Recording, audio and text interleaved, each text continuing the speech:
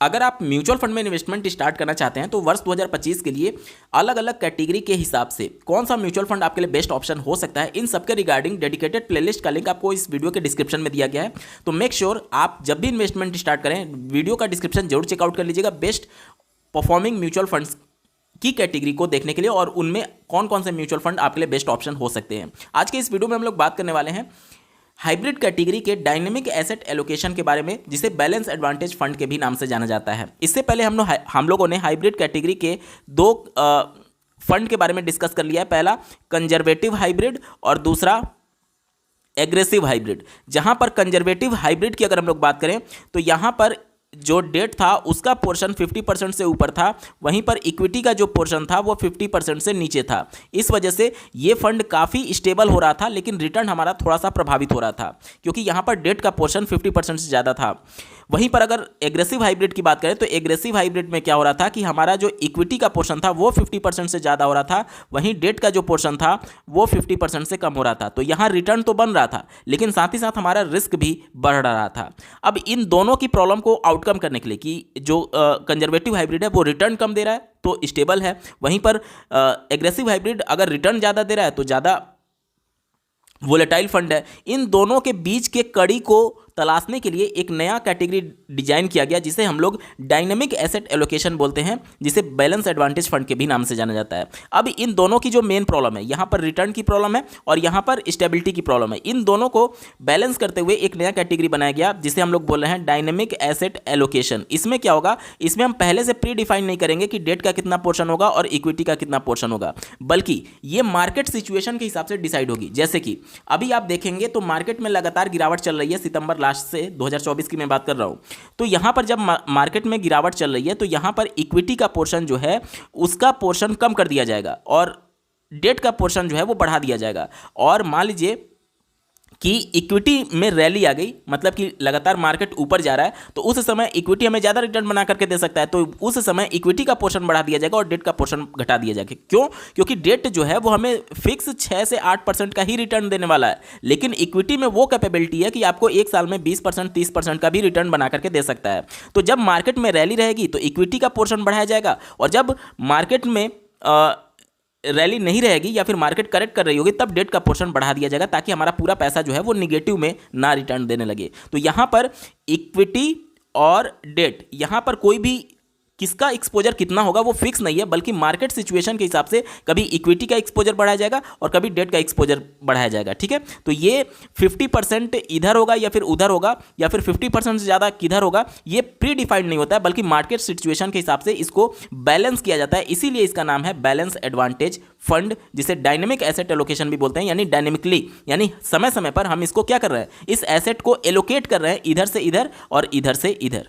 उम्मीद करता हूं यहां तक चीजें आपको समझ में आ गई होंगी।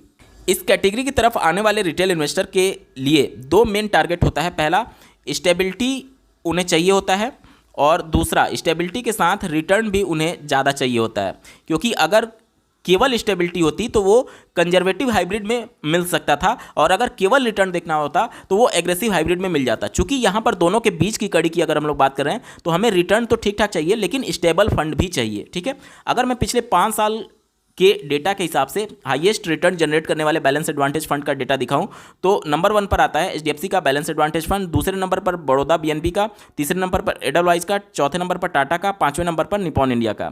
आप यहां पर देख पा रहे होंगे सारे फंड्स का यहाँ पर परफॉर्मेंस देख सकते हैं।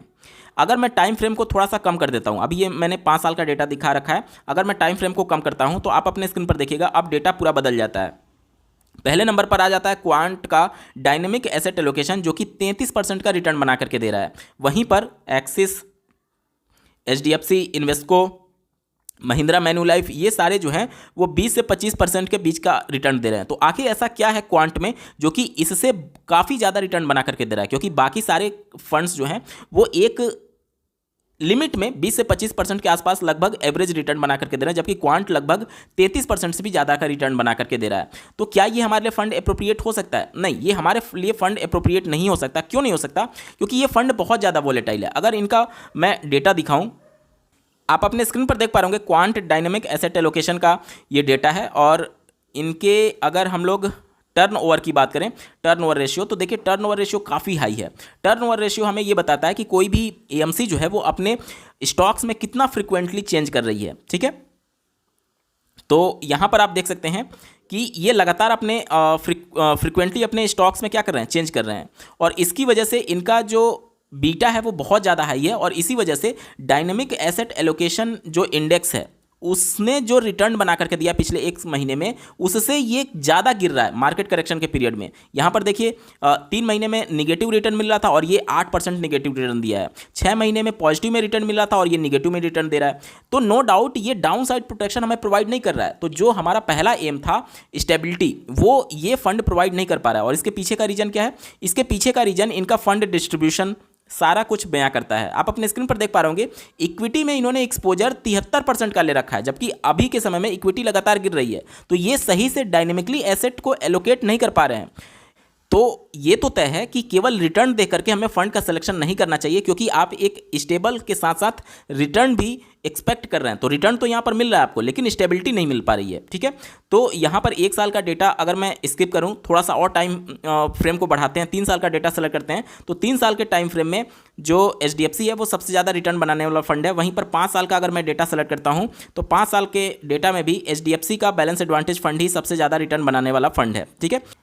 अगर मैं AUM वाइज डेटा को सिलेक्ट करूं, तो आप अपने स्क्रीन पर देख पा रहे होंगे सबसे ज़्यादा जो AUM है वो HDFC बैलेंस एडवांटेज फंड का ही है। लगभग 95,000 करोड़ का इनका AUM जो है वो पार कर चुका है, जो लगभग 1 लाख करोड़ को टच करने वाला है। दूसरे नंबर पर आता है ICICI का प्रूडेंशियल बैलेंस एडवांटेज फंड, तीसरे नंबर पर आता है SBI का बैलेंस एडवांटेज फंड, चौथे नंबर पर कोटक बैलेंस एडवांटेज फंड, 5वें नंबर पर एडलवाइज बैलेंस एडवांटेज फंड, छठे पर टाटा बैलेंस एडवांटेज फंड। और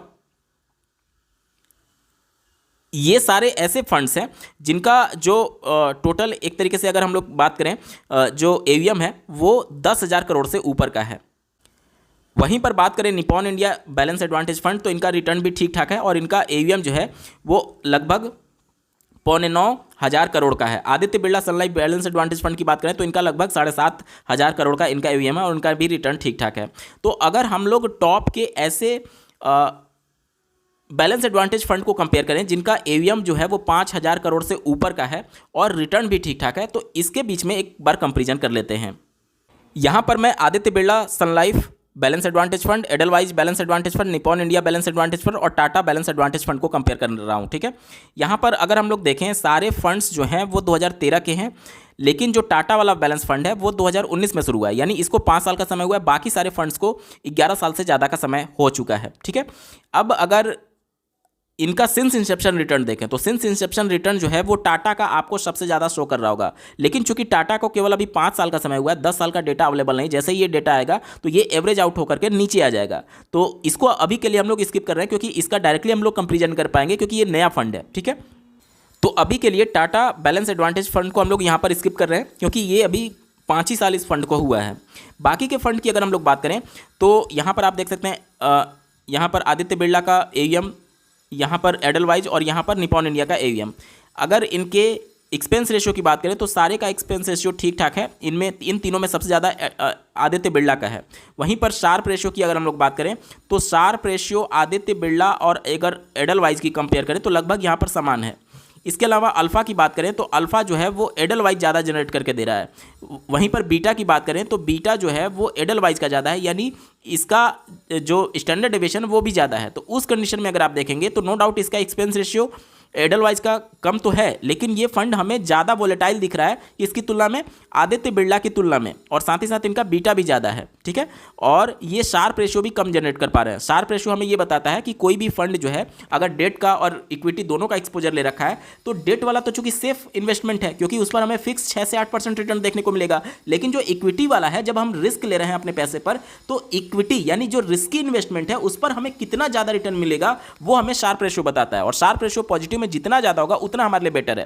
तो यहां पर अगर हम लोग सबसे पहले आदित्य बिरला और एडलवाइज के बीच कंपेयर करने की कोशिश करें तो मैं उन चीज़ों को पहले राउंड करूंगा जो कि इन दोनों में पॉजिटिव है। तो एक्सपेंस रेशियो के मामले में एडलवाइज पॉजिटिव है क्योंकि इनका फीस कम है। शार्प रेशियो के मामले में आदित्य बिरला पॉजिटिव है। अल्फा के मामले में अगर हम लोग बात करें तो एडलवाइज यहाँ पर पॉजिटिव है। बीटा के मामले में बात करें तो आदित्य बिरला पॉजिटिव है। उसके बाद से स्टैंडर्ड डेविएशन के मामले में बात करें तो यहाँ पर आदित्य बिरला पॉजिटिव है, ठीक है। और कुल यहाँ पर अगर हम लोग रेटिंग देखें तो यहाँ पर एडलवाइज को 2 पॉजिटिव और आदित्य बिरला को 3 पॉजिटिव मिले हैं। तो अगर इन दोनों में से हमें चुनना रहे तो आदित्य बिरला यहाँ से चुना जा सकता है, ठीक है। इसके बाद से टाटा की बात हम लोग नहीं करेंगे क्योंकि इनको अभी ज़्यादा समय नहीं हुआ है। निपॉन इंडिया से अगर हम लोग कंपेयर करें आदित्य बिरला को, निपॉन इंडिया और आदित्य बिरला इसको हम लोग कंपेयर कर रहे हैं। फिर से मैं यहाँ पर राउंड दूंगा जिनका ज़्यादा पॉजिटिव होगा। तो एक्सपेंस रेशो के मामले में देखिए निपॉन इंडिया आगे है, शार्प रेशो के मामले में देखिए निपॉन इंडिया आगे है, अल्फा के मामले में देखिए निपॉन इंडिया आगे है, स्टैंडर्ड डेविएशन के मामले में देखिए निपॉन इंडिया आगे है। तो अगर आदित्य बिरला और निपॉन इंडिया में कोई एक चुनना रहे तो नो डाउट हम निपॉन इंडिया के साथ आगे बढ़ेंगे। तो इन चारों में से जो टॉप परफॉर्मिंग फंड है जिनका स्टैंडर्ड डेविएशन भी कम है और साथ ही साथ जो कि हाई अल्फा भी जनरेट कर रहे हैं और जो कि एक्सपेंस रेशियो भी कम ले रहे हैं, वो है Nippon India balance advantage fund. अब बाकी के जो और 4 फंड थे जैसे HDFC balance advantage fund, ICICI Prudential balance advantage fund, Kotak balance advantage fund और एसबीआई बैलेंस एडवांटेज फंड, इन चारों को एक बार कंपेयर करते हैं और यहाँ से जो विनर होगा उसको हम लोग निपॉन इंडिया जो पिछले कंपेरिजन से हमने देखा था उसके साथ कंपेयर करेंगे। तो सबसे पहले अगर मैं सिंस इंसेप्शन रिटर्न की बात करूँ तो सिंस इंसेप्शन रिटर्न में देखिए जो एसबीआई का बैलेंस एडवांटेज फंड है उसको 5 साल और 10 साल का डेटा अवेलेबल नहीं है, यानी ये बहुत पुराना फंड नहीं है एसबीआई वाला, ये 2021 में लॉन्च हुआ है, यानी अभी इसको केवल 3 साल का समय हुआ है। तो इसको हम लोग कंसीडर नहीं करेंगे क्योंकि इसका बहुत ज़्यादा डेटा हमारे पास अवेलेबल नहीं है। इसी प्रकार से कोटक बैलेंस एडवांटेज फंड की बात करें तो इसका 10 साल का डेटा अवेलेबल नहीं है, ठीक है, यानी कि इसे अभी 5 साल का ही समय हुआ है, ये 2018 में लॉन्च हुआ था, तो इसको भी हम लोग कंसीडर नहीं करेंगे। अब हमारे पास बचता है एचडीएफसी का बैलेंस एडवांटेज फंड और ICICI Prudential balance advantage fund. अगर कोटक की बात करें क्योंकि इनको एटलीस्ट 5 साल 6 साल का समय हो चुका है, लेकिन इनके परफॉर्मेंस को एक बार चेक कर लेते हैं तो इनका एक्सपेंस रेशियो तो ठीक है, इनका शार्प रेशियो देखिए इन सब में सबसे कम है, तो ये इसके लिए निगेटिव पॉइंट है इसका शार्प रेशियो। इसके अलावा अल्फा की बात करें तो अल्फा इन सब में सबसे ज़्यादा कम है, तो ये भी इसके लिए निगेटिव है। स्टैंडर्ड डेविएशन तो इनके लिए अगर हम लोग बात करें तो आईसीआईसीआई प्रूडेंशियल से ज़्यादा स्टैंडर्ड डेविएशन है। वहीं पर बात करें बीटा तो आईसीआईसीआई प्रूडेंशियल से ज़्यादा इसका बीटा है, यानी कि ये फंड हमारे लिए ठीक नहीं हो सकता कोटक बैलेंस एडवांटेज फंड। क्यों? क्योंकि यहाँ पर इनका जो रिस्की इन्वेस्टमेंट है जो इक्विटी वाला उस पर ये ज़्यादा रिटर्न बना करके नहीं दे रहे हैं, शार्प रेशियो इनका काफ़ी कम है। इसके अलावा अल्फा भी इनका काफ़ी कम है। इसके अलावा बीटा की बात करें तो आईसीआईसीआई प्रूडेंशियल से बीटा इनका ज़्यादा है और स्टैंडर्ड डेविएशन भी आईसीआईसीआई प्रूडेंशियल से ज़्यादा है। इसका मतलब कि आईसीआईसीआई और अगर कोटक में से एक चुना रहे तो आईसीआईसीआई यहाँ पर विनर हो सकता है, ठीक है, आईसीआईसीआई यहाँ पर विनर हो सकता है, इसलिए कोटक को हम यहाँ पर कंसीडर नहीं करेंगे और एसबीआई बैलेंस एडवांटेज को तो हम पहले ही हटा चुके हैं। तो अब हमारे पास 2 डेटा बचते हैं, एचडीएफसी का बैलेंस एडवांटेज और ICICI Prudential balance advantage fund. इन दोनों के बीच में अगर हमें एक फंड चुनना रहे तो देखिए कौन सा किसको ज़्यादा पॉइंट मिलते हैं। एवीएम के मामले में एचडीएफसी बैलेंस फंड ज़्यादा इनका एवीएम है। इसके बाद से एक्सपेंस रेशियो के मामले में भी देखें तो एचडीएफसी का एक्सपेंस रेशियो कम है। शार्प रेशियो की बात करें तो एचडीएफसी ज़्यादा शार्प रेशियो प्रोड्यूस कर रहा है, यानी इक्विटी पर आपको ज़्यादा रिटर्न दे रहा है। अल्फा की बात करें तो एचडीएफसी के पास ज़्यादा अल्फा है। बीटा की बात करें तो यहाँ पर विनर होता है आईसीआईसीआई प्रूडेंशियल जिनका बीटा कम है, यानी ये कम वोलेटाइल फंड है। वहीं पर स्टैंडर्ड डेविएशन की बात करें तो यहाँ पर भी आईसीआईसीआई प्रूडेंशियल ही विनर होता है क्योंकि इनका स्टैंडर्ड डेविएशन कम है, यानी ये कम एक तरीके से वोलेटाइल फंड होगा। तो अगर यहाँ पर देखिए हमें दोनों के बीच की कड़ी चाहिए, यानी कि हमें स्टेबिलिटी भी चाहिए और रिटर्न भी चाहिए। तो no doubt ICICI Prudential stability तो दे रहा है लेकिन रिटर्न उतना बना करके नहीं दे रहा है। अब एचडीएफसी जो है वो थोड़ा सा रिस्की तो जरूर है, थोड़ा सा वोलेटाइल तो जरूर है, लेकिन रिटर्न इससे काफ़ी अच्छा बना करके दे रहा है। तो अगर मैं यहाँ पर एचडीएफसी की बात करूँ तो यहाँ पर देख सकते हैं सिंस इंसेप्शन इनका जो रिटर्न है 15.59% का है और आईसीआईसीआई प्रूडेंशियल का जो रिटर्न है वो लगभग 13.28% का रिटर्न है। तो लगभग 2% का मोटा मोटी यहाँ पर रिटर्न में सिंस इंसेप्शन रिटर्न में गैप आ रहा है, जो कि लॉन्ग टर्म में आपका बहुत बड़ा वेल्थ में डिफरेंस क्रिएट करेगा। तो यहाँ पर अगले कंपेरिजन के लिए हम इन दोनों को लेकर के चलते हैं, क्योंकि अभी भी हम फाइनल डिसीजन पर नहीं पहुँच पा रहे हैं, क्योंकि आईसीआईसीआई प्रूडेंशियल जो है वो हमें ज़्यादा स्टेबिलिटी दे रहा है और वहीं पर एचडीएफसी जो है वो स्टेबिलिटी के साथ हमें ज़्यादा रिटर्न बना करके दे रहा है। तो इन दोनों को अगले कंपेरिजन के लिए आगे लेकर के चलते हैं और निपॉन इंडिया से कंपेरिजन करते हैं। अब हमारे पास 3 फंड हैं, HDFC balance advantage fund, ICICI Prudential balance advantage fund और Nippon India balance advantage fund. अगर इन सब में सबसे पुराने फंड की बात करें तो 1994 का फंड है ये एचडीएफसी का बैलेंस एडवांटेज फंड, जिसको लगभग आज की डेट में अगर हम लोग बात करें तो 30 साल का समय हो चुका है। जी हाँ, बिल्कुल सही सुन रहे हैं, 30 साल का समय हो चुका है इस फंड को, 30 साल पुराना ये फंड है और सबसे ज़्यादा इसका एवीएम भी है। इसके बाद से एक्सपेंस रेशियो की बात करें तो एक्सपेंस रेशियो में जो विनर होता है वो निपॉन इंडिया होता है। शार्प रेशियो की बात करें तो विनर जो होता है वो एचडीएफसी होता है, और एवीएम के भी मामले में विनर जो है वो एचडीएफसी ही है। इसके बाद से अल्फा की बात करें तो अल्फा भी यहाँ पर यही विनर है। इसके बाद से अगर हम लोग बीटा की बात करें कि कौन सा फंड ज़्यादा वोलेटाइल है, तो यहाँ पर विनर होता है हमारा आईसीआईसीआई प्रूडेंशियल, क्योंकि इसका बीटा का वैल्यू कम है। वहीं पर स्टैंडर्ड एविएशन की बात करें तो यहाँ पर भी आईसीआईसीआई प्रूडेंशियल ही विनर होता है। तो यहाँ पर अगर हम लोग देखें कि तीनों में सबसे ज़्यादा प्लस पॉइंट किसके पास है, तो वो एचडीएफसी के पास है, उससे कम आईसीआईसीआई प्रूडेंशियल के पास है, और सबसे कम निपॉन इंडिया के पास है। और रिटर्न के भी मामले में अगर आप देखेंगे तो एचडीएफसी सबसे ज़्यादा रिटर्न बना करके दे रहा है, उसके बाद आईसीआईसीआई प्रूडेंशियल रिटर्न है, और तीसरे नंबर पर आता है निपॉन इंडिया। तो देखिए अब यहाँ से हम फाइनल कंक्लूजन निकालेंगे, ये वाला जो फंड है एचडीएफसी का बैलेंस एडवांटेज फंड, ये थोड़ा सा ज़्यादा वोलेटाइल है इस ICICI Prudential balance advantage fund से, लेकिन रिटर्न भी आपको ज़्यादा बना करके दे रहा है। तो यहाँ से टॉप अगर फंड की बात करें तो ये दोनों बेस्ट परफॉर्मिंग म्यूचुअल फंड है इस बैलेंस एडवांटेज कैटेगरी के। लेकिन अगर आप थोड़ा सा रिस्क ज़्यादा लेकर के ज़्यादा रिटर्न चाहते हैं तो आपके लिए एचडीएफसी का बैलेंस एडवांटेज फंड होगा, और अगर आप थोड़ा सा कम रिस्क लेना चाहते हैं लेकिन रिटर्न थोड़ा सा कॉम्प्रोमाइज़ करके भी आपका काम चल जाएगा, मतलब 1-2% सिंस इंसेप्शन में अगर रिटर्न में कम आए तो आपके लिए आईसीआईसीआई प्रूडेंशियल फंड बेहतरीन ऑप्शन हो सकता है। मतलब अगर आप स्टेबिलिटी आपके लिए ज़्यादा मायने रखती है तो आपके लिए ICICI Prudential balance advantage fund है, और अगर आपके लिए रिटर्न ज़्यादा मायने रखता है हाइब्रिड कैटेगरी के बैलेंस एडवांटेज फंड में, तो नो डाउट एचडीएफसी का बैलेंस एडवांटेज फंड आपके लिए बेस्ट ऑप्शन हो सकता है। दोस्तों मैं क्लियर कर दूं कि ये कोई भी रिकमेंडेशन या फिर सजेशन नहीं है, सिर्फ और सिर्फ एजुकेशन पर्पज़ के लिए वीडियो बनाई गई है। तो जब भी आप इन्वेस्टमेंट करने का प्लान करें या फिर इन्वेस्टमेंट करने जा रहे हैं तो आप अपने एडवाइजर से सलाह जरूर ले लीजिएगा, अपना खुद का रिसर्च और एनालिसिस जरूर कर लीजिएगा। ये सिर्फ और सिर्फ एजुकेशन पर्पज़ के लिए वीडियो बनाई गई है। एक एक करके अब दोनों फंड के बारे में डिटेल में देख लेते हैं। पहला है ICICI Prudential balance advantage fund. यहाँ पर अगर मैं आपको इनका डेटा दिखाऊं तो यहाँ पर आप देख सकते हैं 62,000 करोड़ का इनका फंड साइज है, और इनका जो टोटल होल्डिंग है वो 214 स्टॉक्स में है। अब ये जो होल्डिंग है इसमें स्टॉक्स भी शामिल है और डेट भी शामिल है। डेट मतलब कि जो गवर्नमेंट को ये गवर्नमेंट सिक्योरिटीज़ के माध्यम से या फिर कारपोरेट बॉन्ड के माध्यम से जो उधार दिए जाते हैं वो यहाँ पर शामिल है। देखिए गवर्नमेंट ऑफ इंडिया यहाँ पर आ रहा है, ठीक है।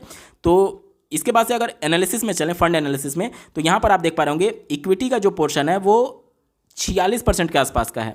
कैश ये बहुत ज़्यादा होल्ड करके रखे हुए हैं, क्योंकि अभी मार्केट में करेक्शन हो रही है। तो फंड मैनेजर को ये अगर महसूस हो रहा होगा कि अगर भविष्य में जाकर के और भी हमें लो प्राइस पर अपॉर्चुनिटी मिल सकती है इक्विटी में एंट्री करने के लिए, तो इस वजह से कैश होल्ड ज़्यादा करके फंड मैनेजर रखते हैं। अगर डेट की बात करें तो यहाँ पर डेट का एक्सपोजर सिर्फ और सिर्फ 19% का है, ठीक है।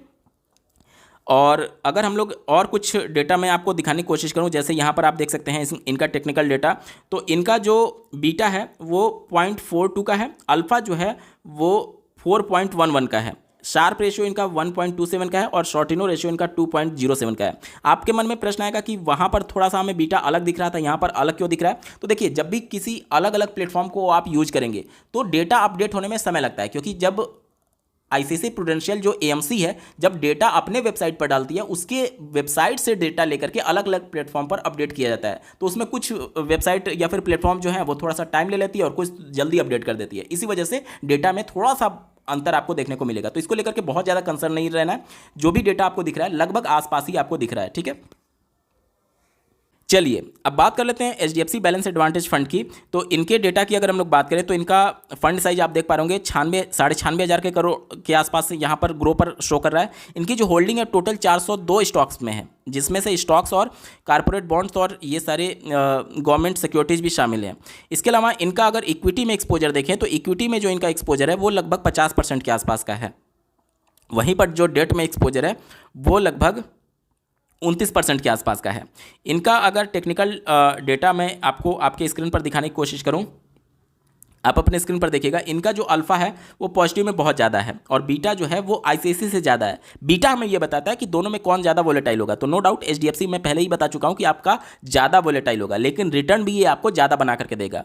तो ओवरऑल अगर मैं वीडियो को समराइज करूँ तो ये फंड बैलेंस कैटेगरी उन लोगों के लिए है जो कि कम समय के लिए, जिनका 5 साल से कम टाइम होराइजन है, वो इन्वेस्टमेंट करना चाहते हैं, या फिर जिनका टाइम होराइजन ज़्यादा भी है लेकिन वो बहुत ज़्यादा इक्विटी में एक्सपोजर नहीं लेना चाहते हैं और डेट का भी अच्छा खासा एक्सपोजर चाहते हैं, यानी कि एक बैलेंस अप्रोच चाहते हैं। तो उनके लिए भी ये बैलेंस कैटेगरी बेस्ट ऑप्शन हो सकती है। साथ ही साथ ऐसे रिटेल इन्वेस्टर जो कि रिटायर हो चुके हैं या फिर जिनका मेन सोर्स ऑफ इनकम बंद हो चुका है और वो एक मुश्त पैसा इन्वेस्ट करके सिस्टमैटिक तौर पर विड्रॉल लेना चाहते हैं एसडब्ल्यूपी के माध्यम से, तो उनके लिए ये जो कैटेगरी होती है बैलेंस एडवांटेज फंड, वो बेस्ट कैटेगरी मानी जाती है, क्योंकि यहाँ पर आपका जो डाउन साइड प्रोटेक्शन है वो बहुत ज़्यादा होता है, क्योंकि इक्विटी से डेट और डेट से इक्विटी में लगातार जो है वो फंड को फंड मैनेजर एलोकेट करते रहते हैं मार्केट सिचुएशन के हिसाब से। तो एक बैलेंस अप्रोच आपको देखने को मिलता है। तो जहाँ पर एग्रेसिव हाइब्रिड जो था उसमें रिस्क बहुत ज़्यादा था, और जहाँ पर कंजर्वेटिव हाइब्रिड जो था वहाँ पर रिस्क तो नहीं था लेकिन रिटर्न नहीं था। उन दोनों के बीच की कड़ी है डायनेमिक एसेट एलोकेशन, जिसे आप बैलेंस एडवांटेज फंड के भी नाम से जानते हैं। तो ऐसे रिटेल इन्वेस्टर जो कि एसडब्ल्यूपी स्टार्ट करना चाहते हैं उनके लिए बेस्ट ऑप्शन हो सकता है ये बैलेंस एडवांटेज कैटेगरी। और दोनों फंड के बारे में मैंने आपको बता दिया। अगर आप बिल्कुल ही स्टेबल फंड चाहते हैं तो ऐसे प्रूडेंशियल आपके लिए बेस्ट ऑप्शन हो सकता है, और अगर आप थोड़ा सा वोलेटाइल के साथ रिटर्न ज़्यादा चाहते हैं तो एचडीएफसी का बैलेंस एडवांटेज फंड आपके लिए बेस्ट ऑप्शन हो सकता है। इस वीडियो को देखने के लिए आपका बहुत बहुत धन्यवाद। भगवान करे आपका दिन शुभ हो।